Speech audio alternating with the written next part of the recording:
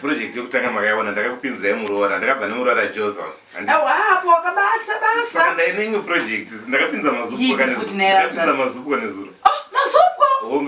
cheo wanzvadzi pakatoiva batiwe mari ukaiwana kupiwe kuti nebackup kaijoza kuti una muromba iwe aiwa kamurora nyaka ine mari murora kuti una uromba no tinoshanda tete ndanoshanda rine kuti kudaro nzadzuka saka project zvinoda kuti tienderere mberi saka nyaya iripo kapo pane kamari kese kabva kangoperera ikoko saka panoida wana 300 kana ungotaura zvebusiness kudai soka chiregedza kuchema hanzvadzi ndinokubatsira ungochida kamari ungandibatsira kana ne300 handiti ndobva ndakwanisa kugadzira ndangogadzira kuti business chitange kufamba mapepa ndirayanetsa chete aiwa mwana mai vangu pongoto zvebusiness apa ndokubatsira ndosakatiripoka kese katatinako kakabva kangoenda ikoko takazova tiri vashoma isu ngatibatsirane ndatongoziva kuti hapana umwe kwandingandochemera bosa ungandotenge kuenda kwatorwa kana zvadzirira batapa aiwa vanzvadzika pamari yangu yeraundi iri kuya time kuti mufanira kubatana ipapa wozodi wozodzoka ndokupaiwa totofanira kushandisa iyo madam batai mari totofanira kungotoita pane iyoyi aiwa isi kana nyaya aiwa madamazokuti madhuye aiwa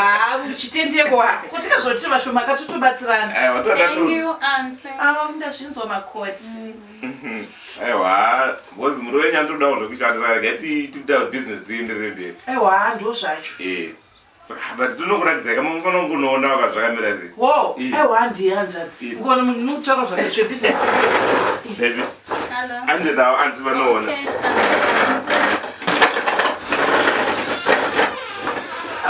zvakanaka muroro unodonha muno here nemakomba ari muno anditotongozvijera wakuzimbabwe iwe tete aiwa ndivana vejoni tete oraiti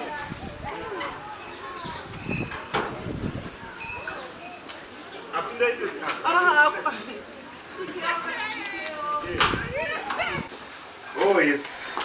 kuhanza dzakapata papo masupu acho andisiri kana kutomboona nhaiwe nhaiwe nhai shuwa asi kuti akaenda nechekuseri uku madhuwe anzvadzi ndo mazukwa what is that mazukwa ndinotaura totsika ndowangochitaurera ndomazukwa ndakapenda kupanzvadzi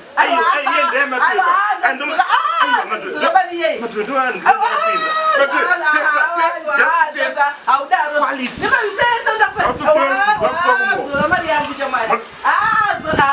zora mari yangu zvachakanakira mazukwa aka vamoisa kuta 10 cent mapaketi dikitete 10 cent chakadai ndamazukwa 10 cents